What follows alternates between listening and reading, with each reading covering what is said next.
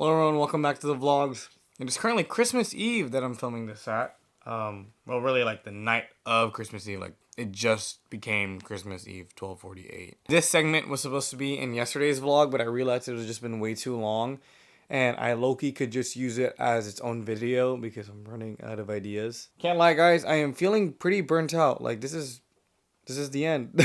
Like I'm reaching it, guys. I'm reaching it. If you guys want to be part of a future Q&A video, make sure to follow me on Instagram. I'll put it right here. Make sure to follow me on there. And whenever I do story posts of me wanting to do Q&As, you guys could go ahead and put your guys' responses there. And hopefully you guys could see it in the next video. But until then, I will see you guys tomorrow and enjoy the rest of the video. Peace. But literally today, I was contemplating just like stopping the vlogs.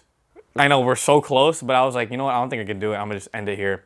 We're so close, so like, why should I? So I'm gonna try my best to get these videos out right now. Like I said, I'm doing this on the fly. I have to probably end up making another video tonight after this one, just so that I'm back on schedule, because I am behind a video. So yeah, let's go ahead and get into it. First question is from Sinreso. Sinreso? They asked, why don't you like the slam life? That is a great question. Well, personally, I've always loved slam cars. Okay, I'm lying. Okay, so when I first got into cars back in like high school, okay, I feel like that's when like stance and really low slam cars were like at its peak. I had a GTI at the time, and I remember I wanted to slam it at one point. I'm like, dang, I want this car to be low and this and that. But before I even got to that, like right when I just lowered it enough where it looked like flush, I was having difficulty driving it around. I always broke lips. I couldn't get over speed bumps. I hated the rubbing noise. Oh my God, I hated it so much. And yeah, I'm like, I don't know how people could go lower than this. And this is just like flush fitment, by the way. I'm not like cambered out, no stretch tires, none of that. Pretty much after that, I was like, dude, I'm never doing this again. Like my car's not functional. I can't even have fun with it. Like, what's the point? It's just kind of like an inconvenience. But like the thing is, like, you use the car to get places. And if you can't get places with your car and you not look forward to it, what the fuck is the point of the car? And growing up, like Eliminate, I used to watch them a lot growing up. Randy and all of his friends had stance and really low cars, and then I would see what they go through, and I'm like, man, that just doesn't look that fun. I then got into more of like performance driving, and I tend to like performance driving a lot more, and you can't really do that with a slammed car. But even though like I wouldn't run it, I wouldn't say that I don't like them. I just like, I wouldn't do it personally. I can appreciate a really nice stance car as long as it's done right. Like I know there's plenty of stance builds out there that, you know, have done it right. There's certain genres that I probably won't mention in this video that I don't like, but I'm pretty sure you could guess which ones I don't like. But yeah, just because I wouldn't run it doesn't mean that I don't like them in general. It's just I wouldn't prefer it, but they're cool if done right. They're cool if they're done right. This question comes from 186SX Ant. Nice play on right there. He asks, favorite ZN6 ZC6 build? Ooh, I like this question. Okay, this is gonna be a little bit of curveball because I don't think a lot of people know what car this is, or maybe they haven't seen it before.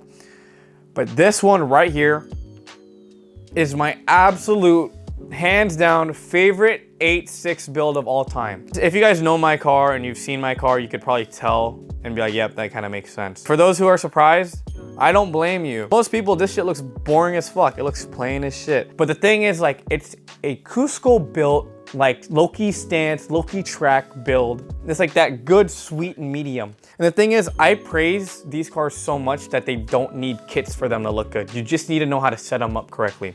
A lot of people be like, oh, you don't have a kit on your car. It looks like ass. You need a kit, you need a kit. Well, not all the time. I even contemplated getting rid of the TRD kit that I have just so I could, you know, remake this exact setup. But yeah, I love it. I love the wheels. I don't even know what wheels these are. I like the mirrors that it has. I like the interior. You kind of see that there's a cage in there. It has like a single bridge seat and that's it. No tint.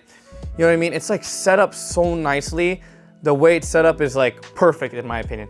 If I had a stock 8.6 that never came with a kit, I would literally do it exactly how this is. No question. Yeah, you guys might hate on it. I don't care. This is what I like. I love clean, simple, purpose-built cars that are built for its exact reason, the intended reason. There's no extra fluff. There's no extra nonsense going on with it. It's just it. You know what I'm saying? Like, I love that shit so much. So yeah, this is my favorite 8.6 build. I'm not even lying, guys, like dead ass. If you guys actually knew this Cusco ZN6, I give you hella praise, and that's hella ball knowledge to y'all, bro. But usually whenever I show people it, they've never seen it before. Purpose-built cars are the best, guys. Purpose-built. No extra fluff. That's nonsense. Just nonsense. We have a question from Moist Cow. They asked, what did you do before cars? Before cars, I really only did like basketball. I played basketball pretty often. Actually, that was like my main sport. I played track and field in high school. I did long jump and triple jump. I actually did podium on second for long, and then third place for triple. Oh, and then skating. Oh my gosh, like look at this skateboard. I picked it up my sophomore year of high school. If you look deep enough into this channel, you'll definitely see some skating videos down there. So yeah, that's what I did before cars. Where you at, Bugh asks, are you partly Filipino? Nah, I'm kidding, no. I'm full Filipino. Justin Greeny asks, what do I do for a living? I am a window tinter. I work for my family's business called Precision Cuts Tinting. Shout out Precision Cuts Tinting, goddammit. But yeah, I do window tints. I've been doing that for like 3 years. I go to school and I do YouTube. Bryce asks, have you enjoyed having an aftermarket steering wheel? Yes. I think having an aftermarket steering wheel is like one of the best ways you could enhance and just like really improve the driving experience you can have with your car. You know, so a lot of people might say, oh no, it's not safe. You're getting rid of your airbag. You're just trying to kill yourself. You know what I mean? But like, yeah, I mean, but it's for the steez and it feels good when you drive it. So like, you know, I'm willing to take that risk. And if I die in a car crash, that's shit. I mean, I'm gonna die. But yeah, I really enjoy it. But obviously you gotta realize the risks you can take. I know there's some people that got misdemeanor charges for having an aftermarket steering wheel, which is kind of crazy. But yeah, I like it a lot. Just know the risks that you could have it when having one. But honestly, bro, just run it. Slides by Ethan asks, when are you coming drifting? Oh my God, bro. Okay, I feel like I've answered this question so many times already. I can enjoy drifting from afar, but from what I've seen, it takes a toll too much on the cosmetics part on the car. I can't. But I don't want to get to see like my car getting all mangled up from drifting. And I know you could say like, oh, you don't have to go tandem, you could just go one-on-one, like just go by yourself, like I don't crash. I mean, like, yeah, but like I could fuck up just a little bit and send my car into the tire wall and then it's donezo. So yeah, if I have multiple cars and I have a lot of money in my pockets, you'll see me drifting. Jeffrey Quang asks, sorry if I mispronounced that last name. They ask, any plans on doing engine modifications? Yes. But not maybe in the way that you're thinking. The only mod that I could think of off the top of my head that I really want as an engine mod is an oil cooler. If you guys don't know, the A6 chassis or first gen, second gen, whatever the fuck, oil gets hot as fuck in these cars. And if you guys don't know, there's a specific temperature where the oil starts to degrade and starts losing like its effectiveness. It's around like 250, 260 degrees. You don't want to stay in those temperatures for a long time because if you do, the oil will break down and it'll stop doing its job. It won't lubricate the engine and your car can just explode. Yeah, but yeah, typically getting an oil cooler is like the best and safest practice you can do. People say baffles, but there hasn't really been any like hard proven evidence that it genuinely like helps it a lot. Oil coolers have been more of like the safer and like, I guess more of a preventative maintenance item that is more preferred for track enthusiasts rather than like baffles for these cars. But yeah, oil cooler would definitely be one of the top ones that I want for the car. We got one more question here. We'll answer one more. C-Dub Down asks, what cars would you say compete with the GT86 experience in its price range? Honestly, not a lot. The only thing that I could think of is like a ND Miata. I think the 86 is definitely like a very like car of its own.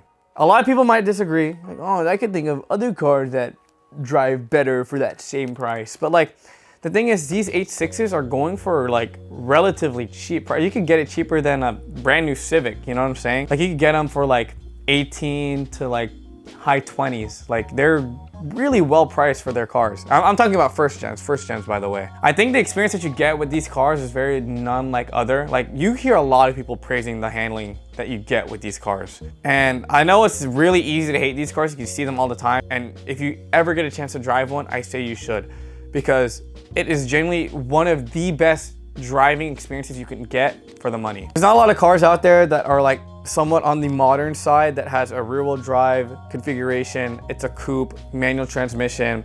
And yes, the FA20 might not be the best engine for power and stuff like that and reliability, but because it is a boxer and it's just really low, it allows it to have that one-of-a-kind driving and handling experience. It literally feels like the car is on rails, like it's super low planted, like the lowest center of gravity. You're just going, man. Just get an 86, bro. The aftermarket support is endless on these cars, and when you drive them, you won't be disappointed when you drive these cars. You'll literally enjoy every drive when driving them.